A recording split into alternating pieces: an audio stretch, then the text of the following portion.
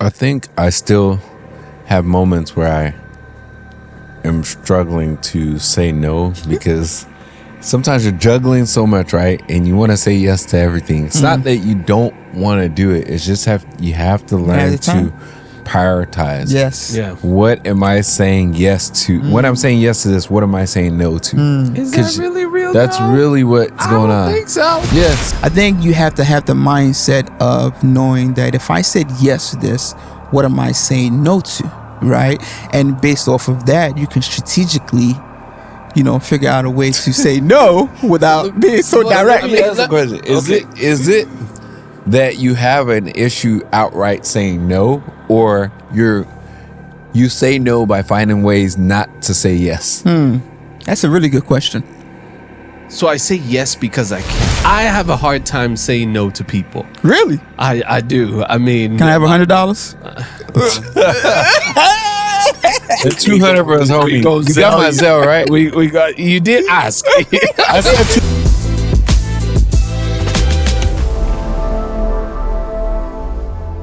Saying no isn't selfish. It's strategy. What's going on, beautiful people? Welcome to another episode of Beyond the Grind. BTG. If this is your first time tuning in, welcome. And don't forget to hit the subscribe button so that you don't miss out on any of our future content. Our podcast is for those who want to go beyond the grind. My name is Kay. I'm Alan. And I'm Tosin. And you know what?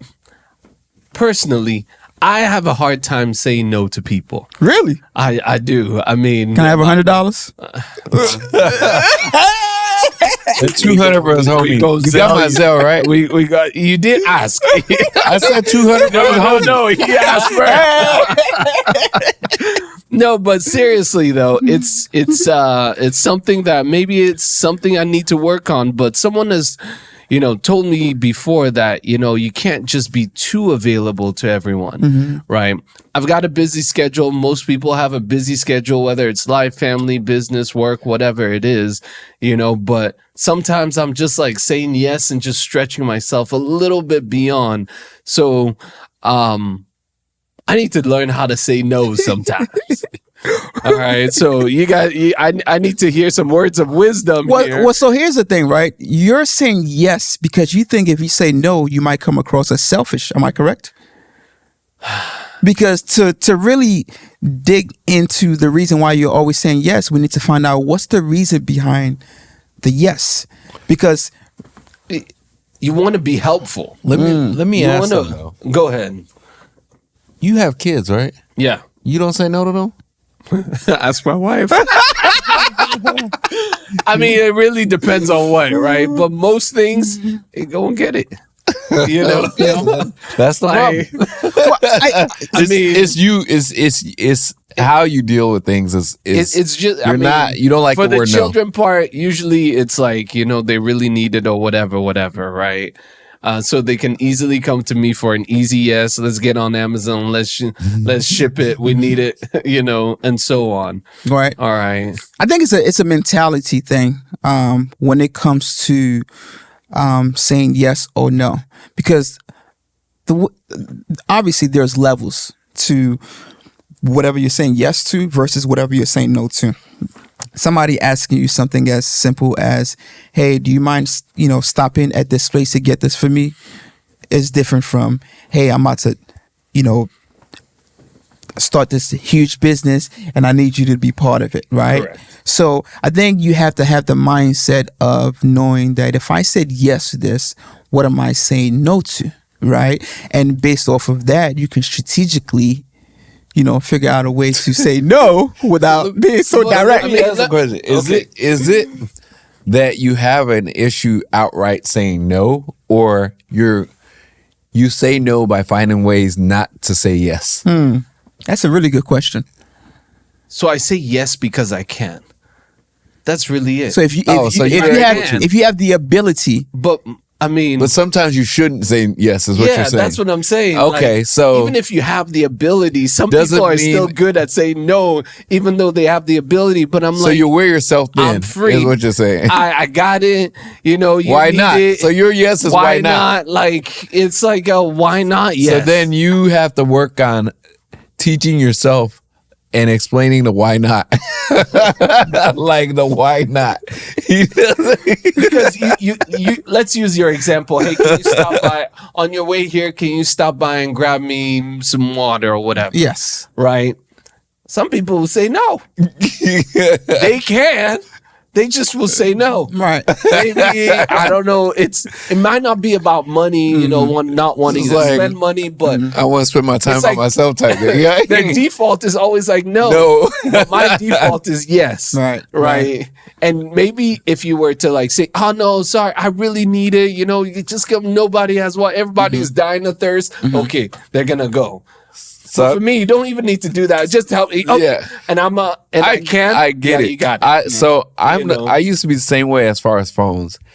If in the past, so don't start blowing me up. But in the past, if you call me, I always answer the phone.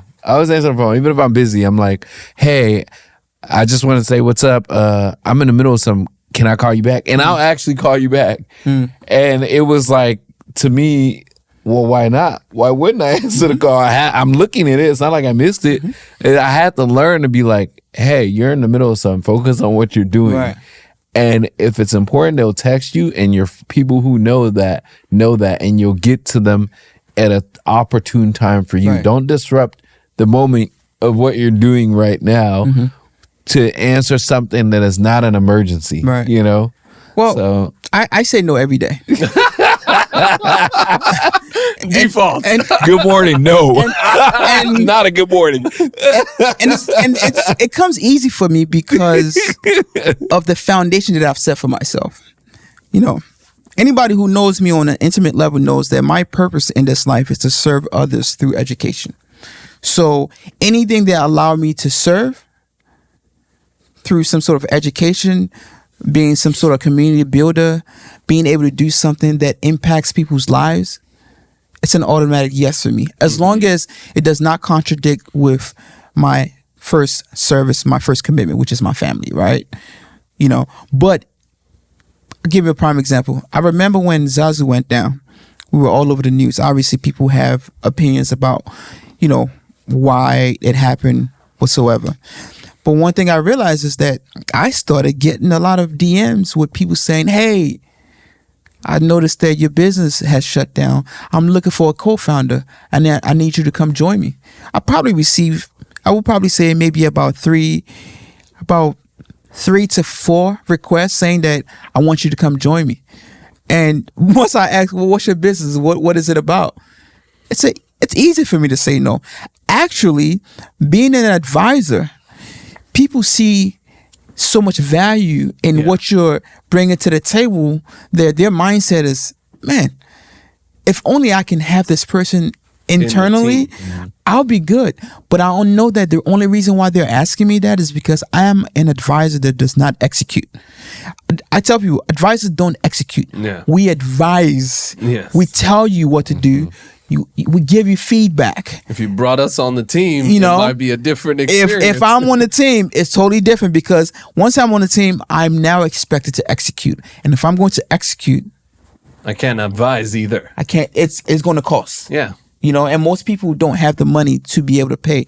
So I think for me, whether from a business, It's time at that point. yes, but from whether from a business perspective, from a personal perspective, if I'm being asked to do something, the first thing I ask myself is, what am I saying no to? Right? Once I'm able to answer that question, the next thing is this in alignment with who I am personally? And is this in alignment with who I am from a business perspective? I remember when I first came to you about the potential of, you know, Beyond the Grind. I think I had already had some stuff going on. I was doing my community building, and you was like, man, I've been thinking about doing this whole podcast thing. It was so easy for me to say yes to come on board. Why? Because what are we doing? Alignment. There was an alignment, you know? So the default is not necessarily no. It's just no when there's already some sort of foundation set in place. I like that. I think I still have moments where I am struggling to say no because sometimes you're juggling so much, right? And you want to say yes to everything. It's not that you don't want to do it. It's just you have to learn to prioritize. Yes. Yeah. What am I saying yes to? When I'm saying yes to this, what am I saying no to? Is 'Cause that really real? That's though? really what's I going don't on. think so. Yes, because there are times when, like I had a friend come in the town and he's a really good friend, but he didn't give me adequate notice. And I'll be real, like no, it wasn't like that. It was just like, I'm here, I'm gonna be there. I was like, well, I'm not at that office on that day. I'm all the way in Fort Worth. You're in Dallas. Like, oh, we can meet. I was like, how big do you think Dallas is? You think it's like 2 minutes away? Like, I can't meet you on my lunch break. It'll take me my whole lunch break to drive there, and then I'll be an hour late coming back. Like, and then he understood. And then the other day he was like, oh, I'm on here for 2 more days. Can we do this? And I'm like, he didn't learn the first time. And if you watching this, you know who you are. And I had to be names. like, look, I can't make it because I'm occupied with family and with other things. I already said yes to this. I can't just be like, just because I can, try to make it here and go here and come back and do. It's like, dude, we just got to plan better. But in the past, I would have been like, yeah, you're in here, let's do it. And I'm just like, in my opinion, I'm like, if I hit you up last minute, you're busy, I got to find a way to go ahead and fit in your schedule, not you fit in mine. Yep. So that's why I had to learn to prioritize over time. Because in the past, I would have been like, I would have moved everybody on the planet to make that work so I can say yes to everything. But now I'm like, okay, you have your priorities. You've decided to make these commitments. If you can't make it, you can't make it. And it's okay. You'll connect, God forbid nothing happens, right? Like until then. But, if they really care about you, they'll understand. And if they really wanted it to make it happen, they would have planned ahead of time. Right. Or they would have moved their whole world around to fit into your schedule. So, and that's the expectations I have of people, because I have that expectation for myself. Yeah. If I pop into your city in last minute and you can't meet me because you're busy, I'm gonna be like, well, when are you free? I can meet you where you're at. You know what I mean? That's which is here nor there.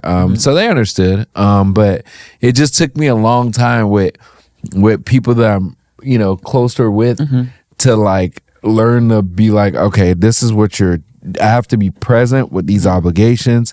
If it's something, that I'm doing is not important, then I can move that around. But if it's something that I deem have assessed the value on it, I can't just devalue that and go to this. No. That's what I'm trying to say. And and then with business opportunities, I have to evaluate, what is the time commitment? Because we're getting to a point, and we talk about this, where it's like, where's the time? Yeah. So it's either you scale and find someone to do certain things for you, which I would advise you, if you have the time or the finances or find a way you're trying to scale, go invest in getting yourself a personal assistant, a VA.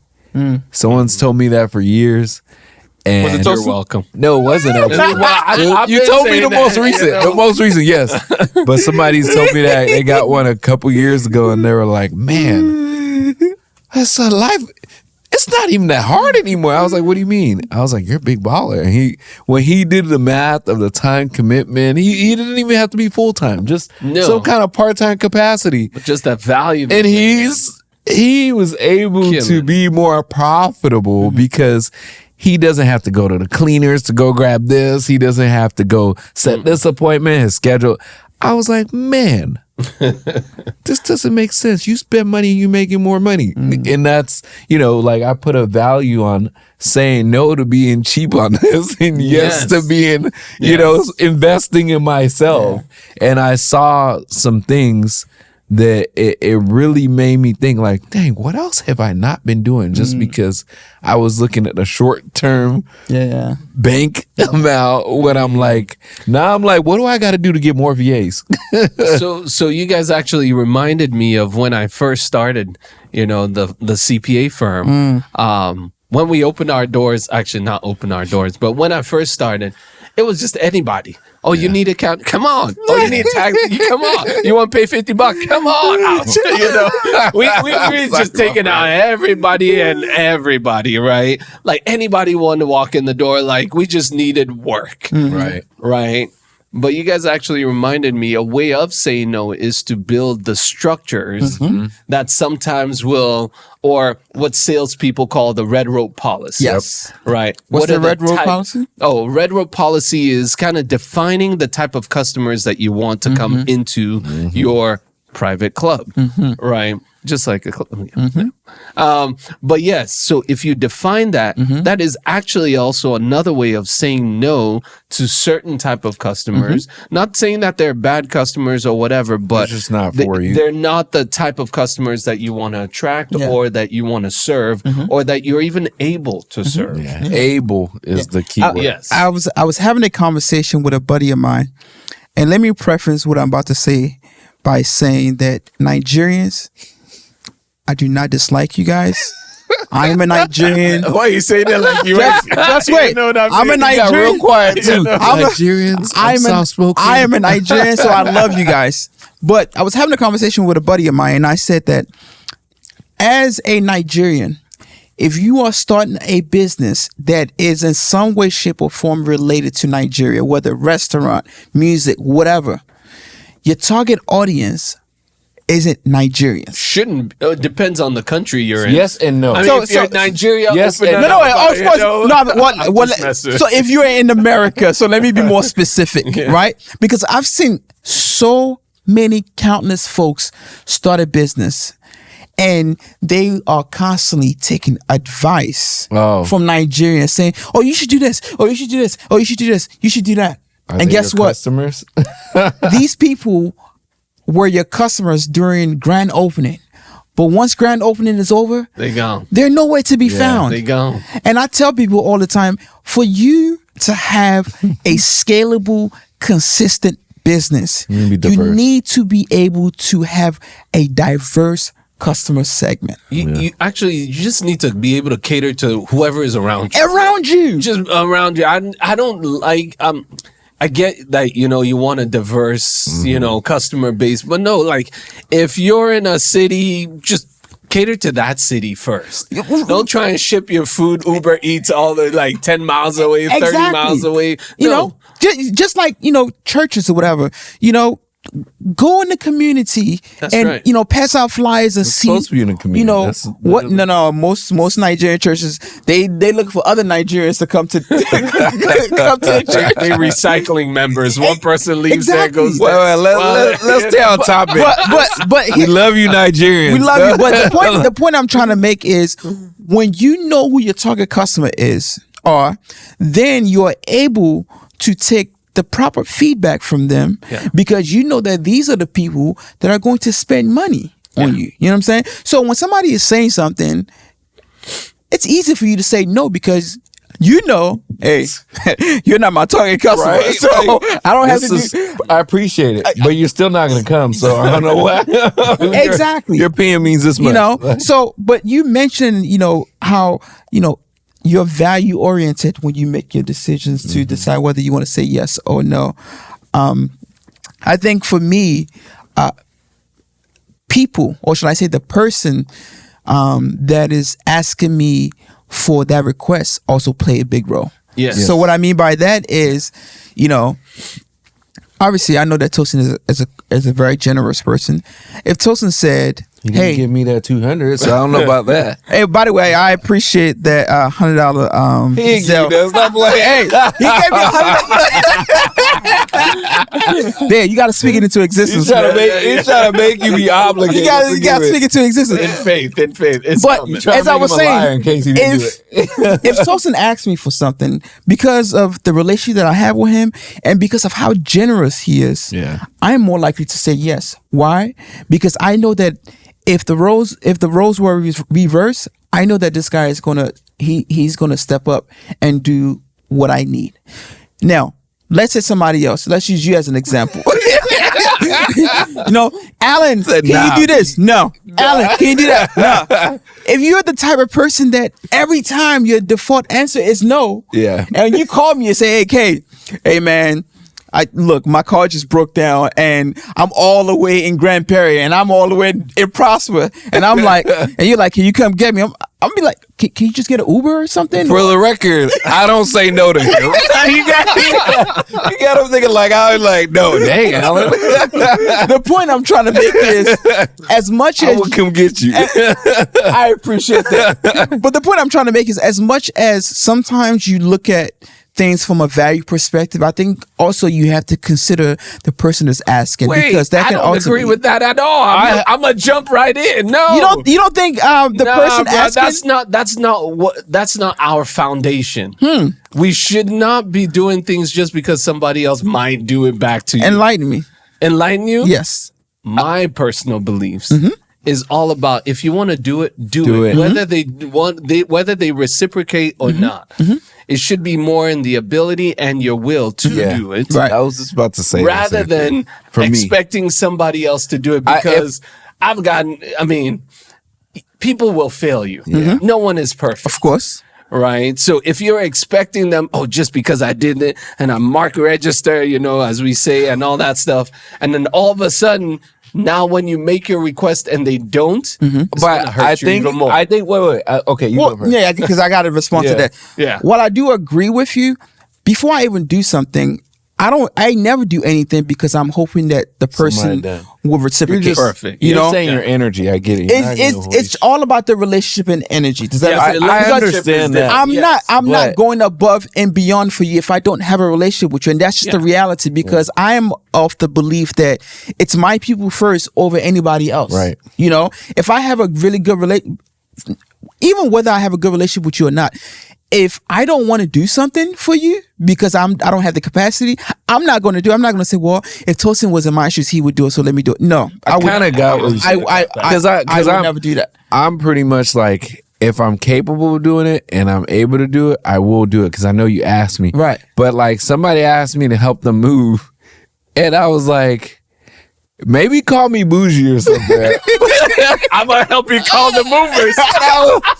But I was like, do we need to raise money? Why are you moving? Yes. You over 40. Yes. You gonna throw your back out? Like, No. What do I look like going up there? I was like, whether it's bougie or not, I'm not moving I'm not moving. It sounds bougie, but I'm like, first of all, I got things to do. So I don't even like moving my stuff. Yeah, like, I'm like, how much money do you need to hire these movers? Like, because you too old to be lifting stuff with your back, bro. Like, you gonna throw it out. I was like, I'll help you. I'll help you. And it has nothing to do with me being bougie or me not wanting to help you move. It's that I wouldn't do it for me. Like, so I wouldn't expect you to do it for me. Yeah. Move a whole apartment, like a whole 3-bedroom apartment. I was like, what? Why did you call me? Right. You go to the gym, not to throw my back out. Yeah. But I'm with you on that. Yeah. I think it's. I was still thinking about that, because I'm like, this dude really called me. But he didn't know me. But obviously, we're not expecting everybody to say no. We're just saying that there are some benefits that comes with saying no, right? Yeah. If you guys have to say, based on your experience in the past, what would you say are some of the benefits that you've experienced just from saying no? I think time's number one. You got to learn to preserve your peace. Say that again. You got to learn to preserve your peace. Peace. It's good to help people in need, right? But sometimes you have to draw the boundary. You can't burn yourself out because you're saying yes to everything. Yeah. Because every time you say yes to everything, you may get more opportunities because you're building relationships, right? Yeah. But you may be also losing opportunities and relationships that you already have. So you have to be better at understanding, like, just because you're a good person doesn't mean that you're obligated to always fulfill everyone's wish and request. Yes. So you have to find what that core, like, balance is for you. Even something as simple as like inviting someone to your kid's birthday or something like that. I'm of the mindset that, like, I would invite anyone to family things. But if I feel like, the person has family things and never thinks to invite me, I'll bring it up. And if I still don't get invites, I'm like, okay, I need to refocus. And it's not me being mad. We can still be friends. Yeah. But I now understand that like I'm not considered in that core group. Therefore, I need to refocus my energy on my core group. Right? Because when you're reaching out to be nice, it's great to be kind to everybody. That doesn't mean you have to like really bend over backwards for everyone, because by you doing that, you're neglecting those who are got your back through thick and thin. Right. That's just an example. I'm not saying it. But Tosin, I know you said that you don't say no, or when you have a problem saying no, but I also know, being the CEO of your firm, there are some situations that require you to say no. He says, talk to Angela. Can you talk to us about some of the benefits that you've seen? I'll throw this perspective. You saying yes can burn out everybody else around you. Yes. All right. Even my team knows. I know your team loves that. It's like, I got a boss that's looking out for us. I see myself as like, let's call it maybe like a Donkey Kong kind of game. I'm just smashing things and throwing things backwards. And I expect my team to catch it, place it nicely, build a nice structure every single time. Take a nap. All right. So they kind of know me for that, but I've tried to chill on that, because you can burn out and possibly even lose good people if you're the type of person that always says yes and doesn't consider everybody else, the effort that everybody else has to put on top of everything else that they are also doing. That's a great leadership trait. Right, because you can be like, oh yeah, I have the capacity, but does everybody else around you have that same capacity? Generally, it's and 9 times out of 10, no. You're going to be, it's your business, your baby. So you're going to be like able to carry more. Like, my staff will complain about doing certain things, and I'll just be thinking like, yeah, you guys go to lunch, I'll do this. Don't worry, I'll handle it. Because it's your vision, your baby. You can't expect them to burn themselves out. No. For something that is your baby. Yeah. So I do agree that you have, sometimes, my staff comes to me and they're like, Doc, what are we going to do? I'm like, no, I told him no, we have to refer him elsewhere because this and that. Because the person was difficult, and I knew the toll would take on my staff, or the case was difficult and I'm already overloaded with stuff and I can't take it on. I gently let them down, because like you said, you gotta say no for your team's sake. For your team's sake. And if you burn them out, then they're doing inferior, poor work for the people they are taking care of, because it's so burnt out. So it's like, now in you're the gonna best complain that right. So it's in the best interest of everyone to sometimes say, okay, we're just gonna pass on this for now, because we need to do good at what we're doing and not diminish the quality of what we're doing because we're overextended. That's right. One thing I'm learning is that boundaries, it creates space for growth, because when you don't set that boundary, you put yourself in a position where you're doing so much that you end up being burned out. And it's inevitable, because you're doing A, you're doing B, you're doing C, right? You're doing so much. So I try to, create that boundary and just let people know where I stand. And from that, I'm starting to realize even saying no builds respect with people, because sometimes people lose a lot of respect for you when you don't set, let them know where you stand about certain things. So when you come to me, asking me for something specific, especially once I know that this is not what I want for me, and I tell you, I'm not beating around the bush, I'm telling you straight up, no, they have, some respect for you. So something I also try and do, if I was to say no, I'll try to provide another resource that can say yes. That might say yes. Right. You never know. Network is big. It's what do you call it? Right. 6 people connection, whatever thingy. That's true. So I might not be the one that can do it for you right now, but hey, can you call? Here's a contact. Here's a resource. Here's ChatGPT. And if I can't get you any resource, I'll give you some context and letting you know why I'm saying no. Funny. So you don't think I'm just saying no to say no, but I'm saying no all the time. I'm telling you no, because it's not in alignment with what I got going on. I just don't like you. Hey, Tosin, round us up. No, I don't. I'll go ahead and close us out. Tosin is practicing no live. So, But Alan will. I'm gonna be the yes man for this one, all right? So, thank you all for watching another episode of Beyond the Grind. We want you guys to, if you found great value in this episode and you know someone who may benefit for it, I want you to go ahead and hit that share button and share our content. Yeah. This podcast, as you know, is for all the dreamers out there and for all the employees on a mission. With that, I leave y'all with saying, grind smart, lead bold, go beyond the grind. Yeah, that's right. You can find us on gobeyondthegrind.com. Peace out. Peace out. Take care.